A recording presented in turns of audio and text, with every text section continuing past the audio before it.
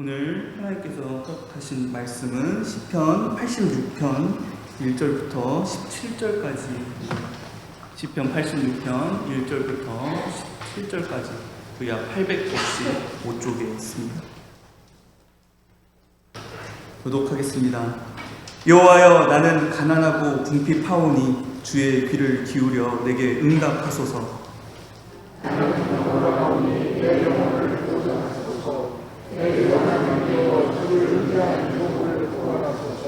주여, 내게 은혜를 베푸소서. 내가 종일 주께 부르짖나이다.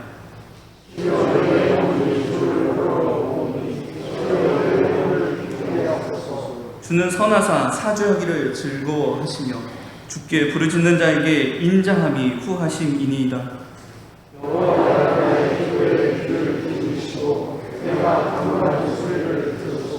나의 환난 날에 내가 주께 부르짖으리니 주께서 내게 응답하시리이다.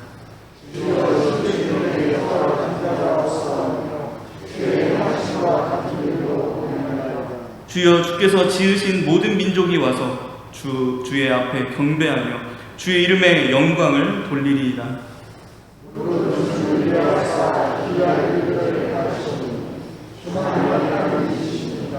여호와여, 주의 도를 내게 가르치소서. 내가 주의 진리에 행하오리니 일심으로 주의 이름을 경외하게 하소서.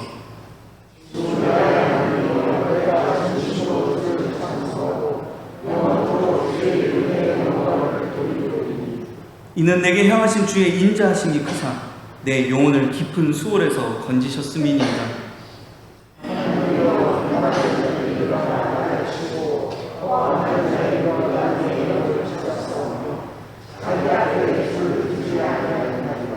그러나 주여, 주는 긍휼히 여기시며 은혜를 베푸시며 노하기를 더디하시며 인자와 진실이 풍성하신 하나님이시오니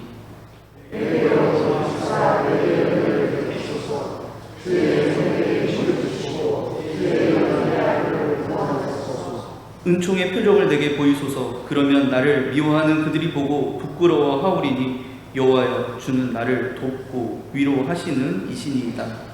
아멘. 우리 1절과 2절 말씀을 다시 한번 읽어보겠습니다.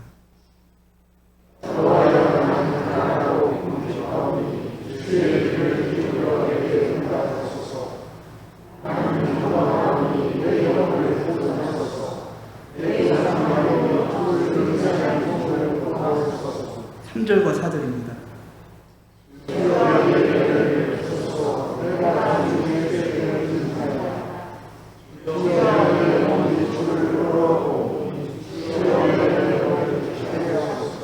(5절입니다)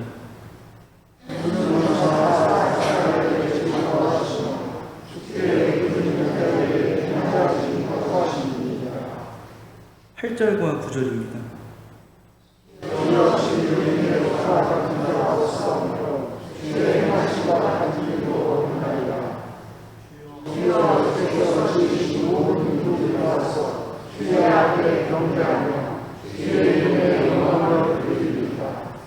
(11절과 12절입니다)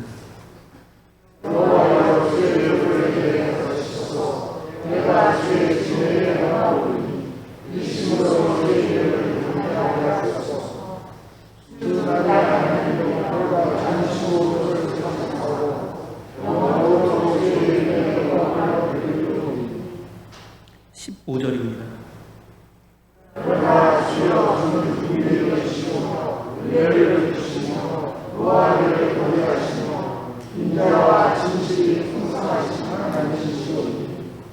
(17절입니다)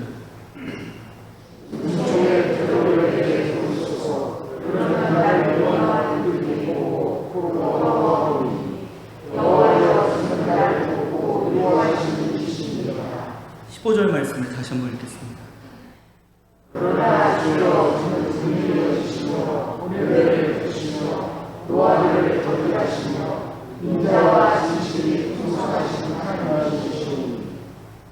(15절) 말씀 다시 한번 읽겠습니다.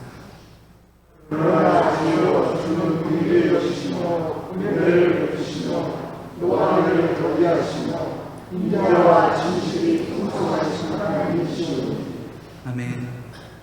할렐루야. 오늘 우리 기도 인도자께서 기도해 주셨던 것처럼 오늘 하나님께서 주시는 그 생명을 얻고 돌아갈 수 있는 저와 여러분들 되길 주님의 이름으로 축원드립니다. 저와 여러분들 계속해서 이 시편 제3권의 시들을 살펴보고 있습니다. 여호와 하나님께 반역한 자들을 향한 용서의 상징이었죠. 고라의 자손들의 그 시를 우리가 계속해서 살펴보고 있었는데요. 그런데 갑자기 한 사람의 이름이 제목에 등장합니다. 이 시 다음에도 계속해서 고라 자손들의 시가 나오는데 그 사이에 이 사람의 이름이 등장하고 있습니다. 누구죠? 오늘 제목에 새롭게 등장했던 한 사람, 다윗입니다. 네. 이스라엘 민족 중, 아니 이 땅에 창조된 모든 사람들 가운데 하나님의 마음에 맞았다라고 평가받는 사람입니다. 예수님의 족보에서 중심이 되는 두 기둥, 아브라함과 다윗, 그 두 기둥 중에 한 사람이기도 하죠. 또 이스라엘 백성들에게는 가장 기다리는 왕이기도 합니다. 이스라엘 백성들은 항상 다윗과 같은 왕을 기다리고 있습니다. 이것은 선지자 에스겔을 통하여서 하나님께서 다윗과 같은 목자, 다윗과 같은 왕을 보내주시겠다라고 약속하셨기 때문입니다. 우리 에스겔 34장 23절 24절 말씀인데요, 제가 먼저 읽겠습니다. 내가 내 종 다윗과 같은 목자를 세워 내 백성을 다스리게 세워 먹이게 하리니 그는 내 종 다윗이라. 그가 그들을 먹이고 그들의 목자가 될지라. 24절 읽어주시기 바랍니다.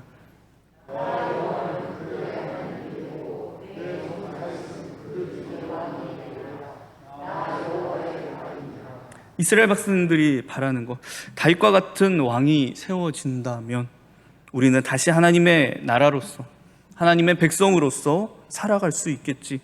그래서 이스라엘 백성들이 참 소망하며 기다리는 왕이 이 다윗과 같은 왕입니다. 그만큼 이스라엘 민족에게는 이 다윗은 특별한 존재였죠. 우리를 다시 하나님의 백성으로 만들어줄 왕, 목자 다윗을 소망하며 그 절망이 가득했던 포로기 시절, 그 시기를 겨우겨우 이겨냈다라는 것입니다. 그리고 그 포로기 때 한 시인이 이 다윗의 기도라는 시를 만들게 된 것입니다. 제가 생각해 보았을 때 이 시를 짓게 된 시기, 이 86편의 시를 짓게 된 시기는 아무래도 우리가 앞에서 읽어보았던 이 에스겔의 메시지를 듣고 난 후가 아닐까라고 생각해 보게 됩니다. 우리 잠시 에스겔이라고 하는 인물을 살펴보겠습니다. 이 에스겔은 바벨론 포로기에 활동했던 선지자였습니다. 어디에서요? 바벨론에서. 그는 원래 아론 지파 계열의 제사장 중 한 명이었습니다. 그런데 주전 586년 남유다가 바벨론에게 멸망하고 그의 눈앞에서 성전이 불타고 무너지는 경험을 하게 되죠. 여러분들, 제사장 입장에서 정말 자기가 나고 자란 곳, 그리고 거의 평생을 헌신하겠다라고 믿고 살아왔던 그 터전이 불타 사라지는 거죠. 그 성전이 무너지는 것을 눈앞에서 바라볼 때 그 참담함, 그 절망감은 어땠겠습니까? 그저 일반 백성들이 바라보는 것보다 더 충격적이었을 겁니다. 그의 인생이 모든 것이 부정당하고 무너지는 것과 같은 경험. 저도 이 목사라고 하는 직책을 얻고 난 후에 사회 전면에 그 한국 교회들의 문제가 터져 나올 때마다 정말 마음이 무너지는 것과 같은 그런 심정이 들 때가 참 많이 있습니다. 어제가 현충일이었죠. 6월은 호국 보훈의 달이기도 합니다. 나라를 지키기 위해 목숨을 바친 귀한 이들을 기억하며 고마워하는 달이죠. 근데 저는 이 한국사와 우리 한국사와 관련된 기념일들을 맞이할 때마다 마음 한켠으로는 참 무거운 그 마음이 들 때가 있습니다. 제가 신학교 다닐 때 좋아했던 과목 중에 하나가 바로 한국교회사를 배울 때였는데요. 복음이 이 땅 가운데 전해지는 그 과정을 바라보면서 또 교회가 세워지는 과정을 보면 정말 가슴이 뜨거워지고 정말 마음이 뭉클해지는 감동을 받게 되고요.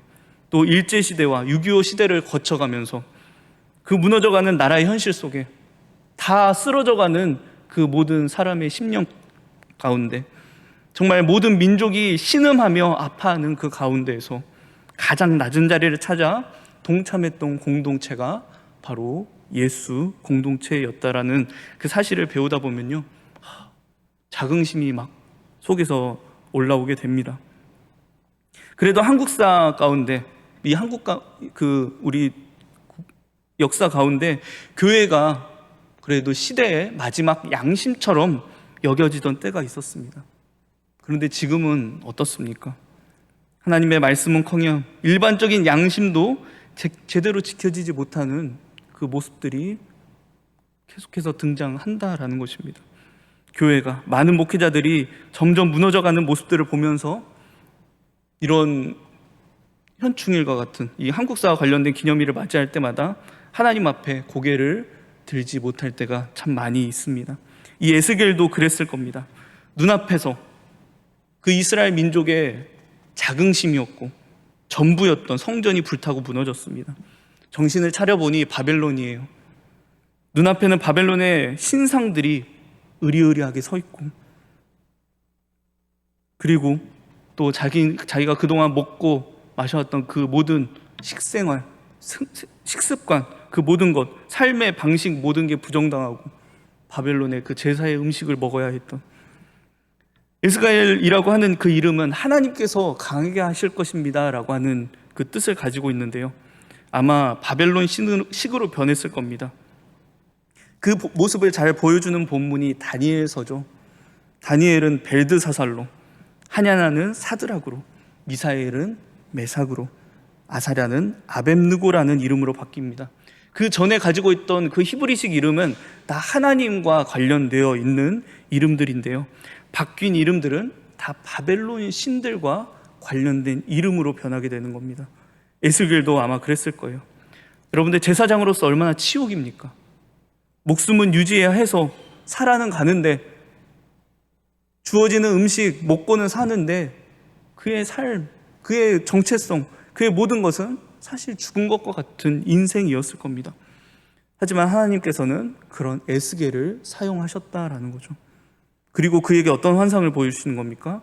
마른 뼈가 다시 살아나게 되는 환상. 가망이 없던 마른 뼈와 같았던 너희 이스라엘 백성들을 내가 그렇게 다시 살릴 것이라고 하는 하나님의 예언, 하나님의 환상, 하나님의 계획을 이 에스겔에게 보여주는 것입니다.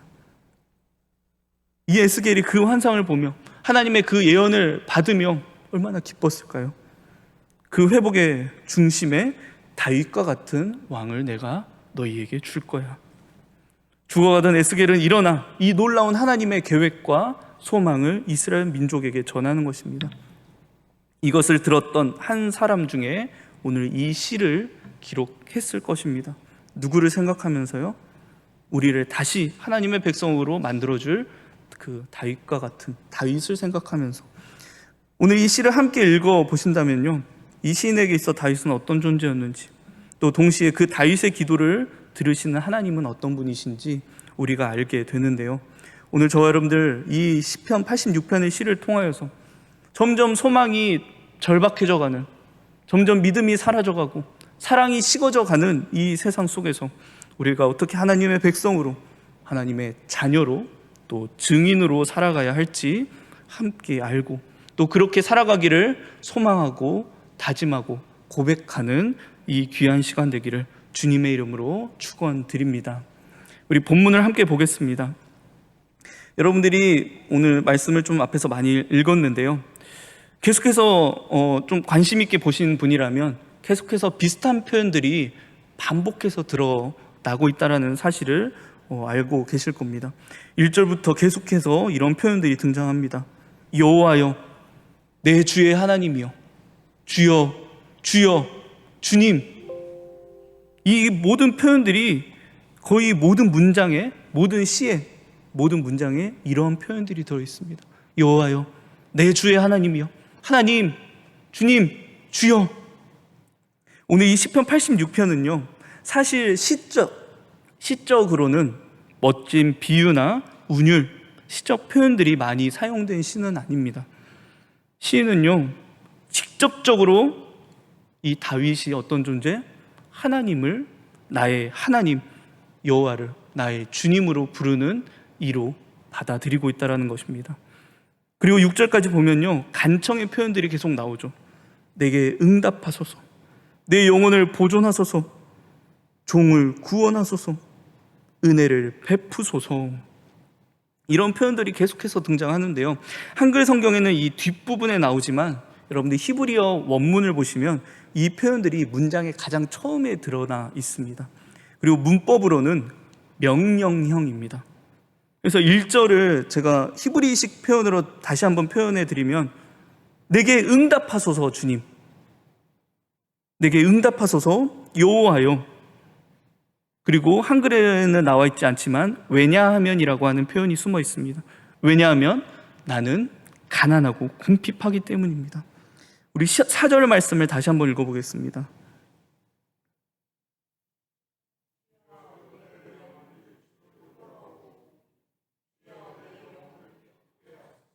이 표현도 히브리식으로 다시 이야기하면, 내 영혼을 기쁘게 하십시오 주여, 왜냐하면 내 영혼이 주를 우러러보기 때문입니다. 근데 이러한 표현들이 우리에게는 상당히 어색하게 받아들여집니다. 꼭 물에서 건져놨더니 보따리를 내놓으라고 하는 식으로 당당하게 이야기하고 있다는 거죠. 하나님 내놓으십시오, 내게 응답하십시오, 나를 보존하십시오, 나를 구원하십시오, 나를 기쁘게 하십시오. 죄인인 우리가 어떻게 하나님 앞에서 이런 조건들을 내밀 수 있습니까? 누가 감히 하나님께 이렇게 말할 수 있어요? 다윗 어떤 사람이었어요? 하나님 앞에서 그렇게 실패하고 하나님과 반대되는 그 하나님의 뜻과 반대되는 길을 많이 걸어갔던 사람이잖아요. 근데 어떻게 다윗이 이렇게 말할 수 있을까? 그런데 그런 다윗을 두고 하나님은 나의 마음에 맞는 사람이다라고 평가하셨다라는 것입니다. 다윗이 이렇게 하나님 앞에서, 그 거룩하시고 크시고 위대하신 하나님 앞에서 무언가를 이렇게 당당하게 요구할 수 있는 이유는 어디에 있을까? 오늘 이 다윗의 당당함의 이유가 오늘 우리가 이 시에서 집중해 보아야 하는 내용입니다. 그리고 5절 말씀을 우리 다시 한번 읽어보겠습니다.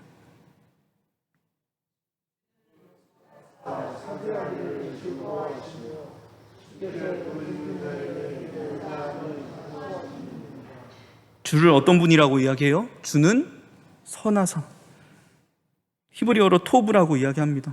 하나님은 내게 좋으신 하나님, 하나님은 내게 아름다우신 하나님, 하나님은 내게 선하신 하나님. 설령 내 기대와 내 기도의 제목과 하나님의 뜻이 맞지 않아 내 소망대로, 내 기대대로 모든 일들이 이루어지지 않아도 그것조차 하나님께서 내 삶 가운데 계획해 두신 선이라고 믿는 믿음, 그 고백이 사실 주는 선하사라고 하는 고백입니다. 나에게 주시는 것, 하나님께서 내 삶 가운데 주시는 것, 그것이 선입니다라고 고백하는 고백. 여러분들, 다윗이 왜 당당해요? 내가 가난하고 궁핍해서 내가 정말 하나님 앞에 한 점 부끄러움 없이 경건해서요? 그렇지 않습니다. 이 다윗의 당당함의 이유는 하나님이 어떤 분이신지를 분명하게 알고 있다는 것입니다. 하나님은 내게 선함을 주시는 분, 어떤 것을 주셔도 하나님께서 주시는 것은 선임을 알고 있는 거고요. 하나님은 사죄하기를 즐거워하시는 하나님, 하나님은 부르짖는 자에게 인자하심을 후하게 부어주시는 하나님. 그리고 8절부터 그 이후에 계속해서 하나님에 대한 고백들이 나옵니다. 주여, 신들 중에 주와 같은 자가 없습니다. 주의 행하심과 같은 일도 없습니다. 10절, 무릇 주는 위대하사 기이한 일들을 행하시오니 주만이 하나님이십니다. 13절, 내게 향하신 주의 인자하심이 참 큽니다. 그리고 오늘 우리가 계속해서 읽었던 15절 말씀, 우리 15절 말씀 다시 한번 읽어볼까요?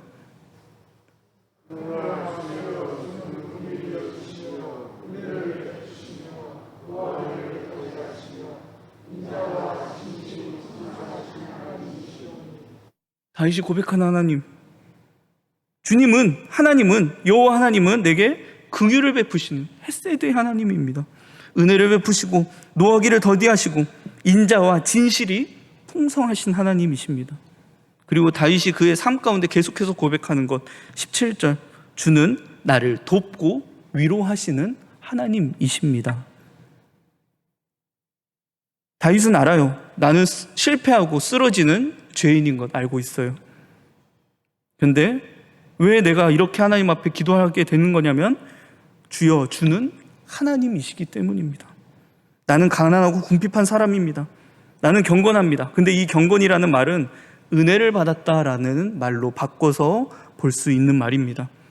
나는 그저 하나님 앞에 은혜를 고백할 수 없는 죄인인 것 알고 있습니다. 그런데 하나님은 나에게 이런 하나님이시기 때문에 내가 주님 앞에 당당하게 기도합니다. 하나님은 긍휼히 여기시고 은혜를 베푸시고 노하기를 더디하시는 그런 여호와 하나님, 나를 끝까지 놓지 않으시고 나를 끝까지 구원으로 인도하시는, 나를 수월에서 건져 올리시는 그 은혜의 하나님이시기 때문에 죄인인 나지만 하나님 앞에 당당하게 고백한다라는 것입니다. 우리의 기도는 어떻습니까? 우리의 신앙생활은 어떻습니까? 우리의 기도의 중점은, 신앙생활의 중점은 어디에 맞춰져 있습니까?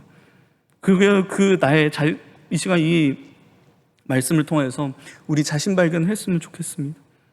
내가 하나님 앞에 드리는 그 기도가 나의 열심으로, 나의 어떤 최선을 다한 집중으로, 나의 어떤 최선의 모습으로 하나님 앞에 기도로 드리고 있는 것은 아닌지요. 나의 신앙생활도, 나의 이 예배 생활도 하나님 앞에 정말 염치 없어서, 때로는 이 예배 드리지 않으면 일주일의 삶이 조금 찜찜할 것 같아서, 기도하지 않으면 뭔가 오늘 하루 하나님께서 내 삶 가운데 무슨 일을 주실 것 같아서,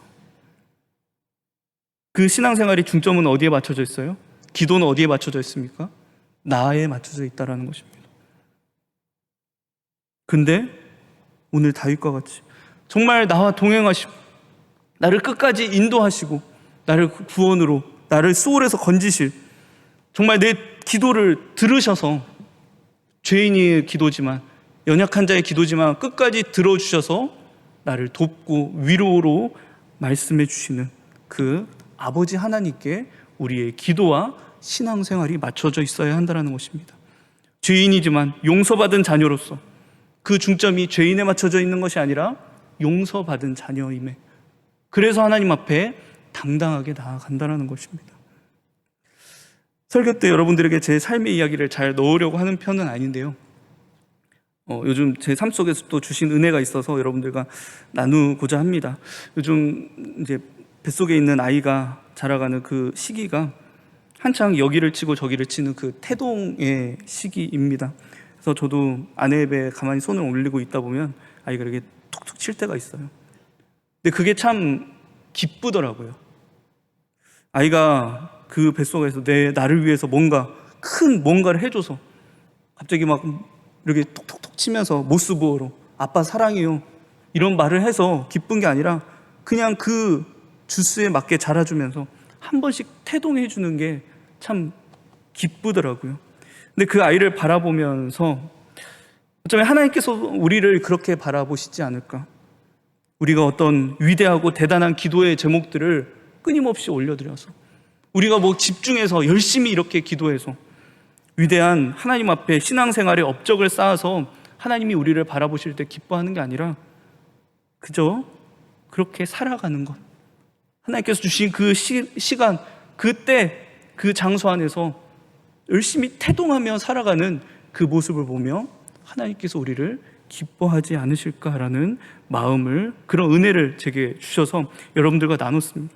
하나님 앞에서 정말 모든 것이 쓰러져가고 죽어가고, 하나님에 대한 믿음이 점점 식어져가고, 하나님 나라를 향한 소망이 점점 가리워져가고, 성경에서 기록하고 있는 것처럼, 예수님께서 말씀하셨던 것처럼 사랑이 식어져가는 시대 속에서 우리가 뭔가 위대한 업적, 위대한 뭔가 모세와 같은 큰 능력을 보여서 살아가는 자들은 아니지만, 그래도 점점 소망이 사라져가는 이 세상 속에서 하나님에 대한 소망을 놓지 않고, 사랑이 식어져가는 이 세상 속에서 서로 사랑하기 위해서 애쓰고 살아가는, 그렇게 태동하는 우리들의 모습을 보면 하나님은 기뻐하실 것이라고 저는 믿습니다. 우리가 그렇게 살아가는 것, 여러분들, 다윗이 그런 사람이었어요. 그 시대 속에서, 사사시대가 얼마 끝나지 않아서 여전히 많은 사람들이 내가 원하는 하나님, 내가 원하는 왕을 세우길 원할 때, 다윗은 하나님께서 원하시는 그래도 삶을 살아가기 위해 태동했던 사람이라는 것입니다. 그래도 믿음을 놓지 않았고, 소망을 놓지 않았고, 그래도 사랑을 놓지 않았던 다윗의 삶, 하나님을 하나님으로 알고 태동하는 다윗의 삶, 하나님을 정말 오늘 이 고백하는 이 모든 고백들과 같은 하나님으로 믿고, 부족하지만, 죄인이지만, 또 하나님 앞에서 쓰러지고 실패하는 연약한 자지만 하나님 앞에 당당하게, 하나님 내게 응답해 주십시오, 하나님 내 영혼을 보존해 주십시오, 하나님의 종을 구원하십시오라고 정말 명령하듯 고백할 수 있는 이 다윗, 그런 다윗과 하나님과의 관계가 오늘 이 시간 저와 여러분들, 그리고 그 하나님, 우리가 하나님 아버지 되시는 하나님과의 관계 되기를 정말 소망합니다. 비록 정욕에 쓰러져 실패하고 하나님과 뜻과 반대되는 삶을 살아갈 수밖에 없는 우리이지만, 그럼에도 불구하고 이 시대는 14절 말씀과 같이 교만한 자들이 일어나 또 포악한 자들의 무리가 하나님을 자기 마음에 두지 않는 이 세상이지만, 그럼에도 불구하고 그 우리 하나님의 자녀들, 하나님의 백성들은 하나님을 찾고 하나님을 끝내 마음에 두고, 그래도 구원하시고 그래도 우리에게 정말 위로를 허락하시는 그 하나님을 믿고 그 하나님의 손을 끝까지 잡고 태동하는 삶, 그런 삶을 저와 여러분들이 살아가기를 우리 주님은 바라실 줄 믿습니다. 그런 삶을 정말 그렇게 하나님을 하나님으로, 정말 하나님을 아버지로 아는 사람의 삶은 어떠해야 할까? 우리 11절 12절 말씀을 다시 한번 읽어보겠습니다.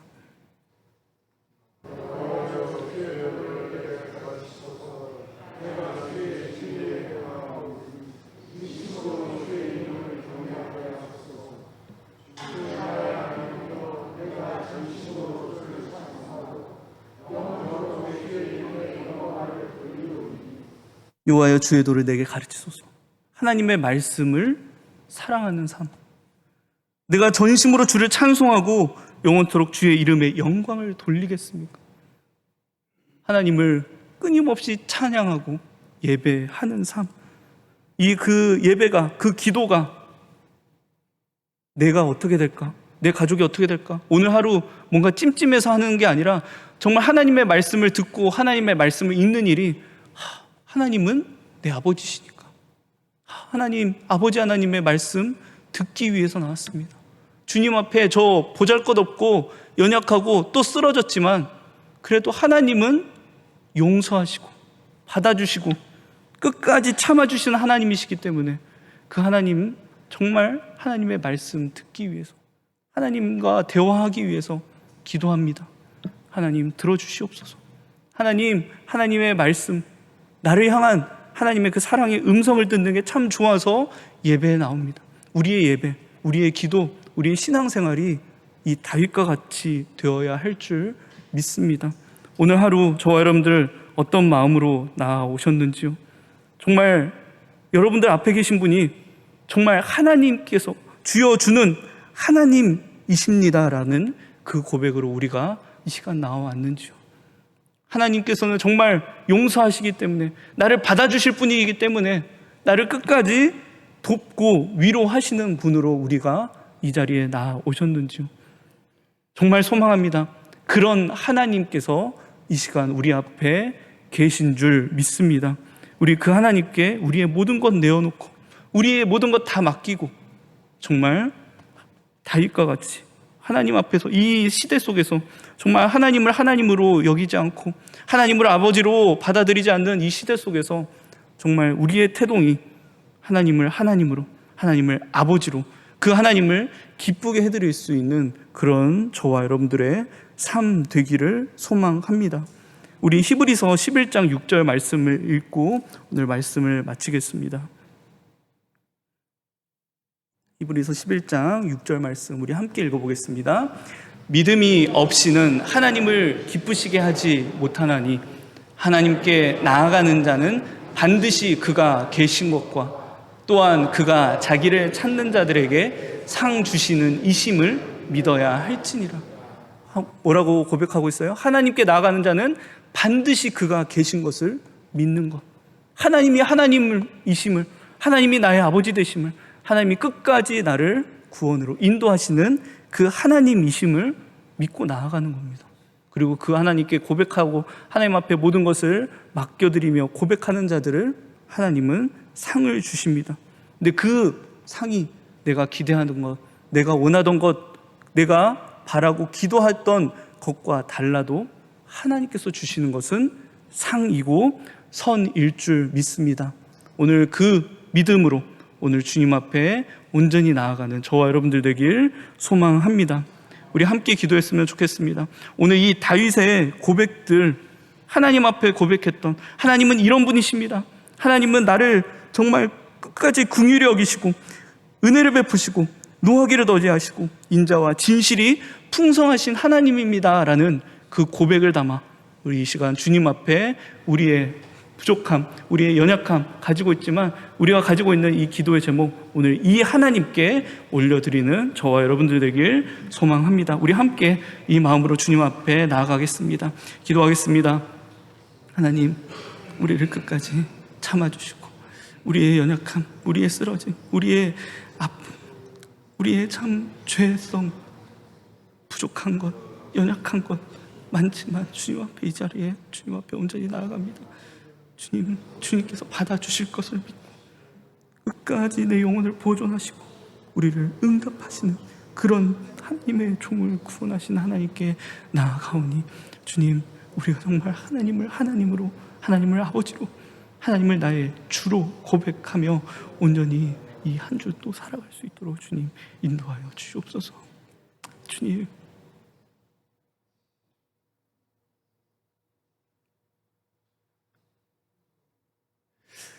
제가 기도하겠습니다. 하나님, 오늘 하루 또 우리에게 이 귀한 하나님의 말씀을 허락해 주심에 진심으로 감사드립니다. 정말 하나님을 하나님으로 받아들이지 않고 하나님을 아버지로 받아들이지 않고 거부하는 이 시대 속에서 우리가 정말 하나님이 하나님 되심을, 하나님이 우리의 아버지 되심을, 하나님이 우리의 주님 되심을 정말 믿음으로 고백하며 살아갈 수 있도록 주님 붙잡아 주시옵소서. 우리 여전히 쓰러질 수밖에 없고 하나님 앞에 실패할 수밖에 없고 연약할 수밖에 없는 죄인들이지만 그럼에도 불구하고 내 모습을 바라보는 것이 아니라 내 앞에 계신 그 크신 하나님, 용서하시고 끝까지 우리를 붙잡아 주셔서 구원으로 인도하시는 그 하나님께 우리의 모든 것을 맡겨드리고 정말 하나님의 백성으로서, 자녀로서, 증인으로서 온전히 살아갈 수 있도록 주님 인도하여 주시옵소서. 감사드리며 예수님의 이름으로 기도드립니다.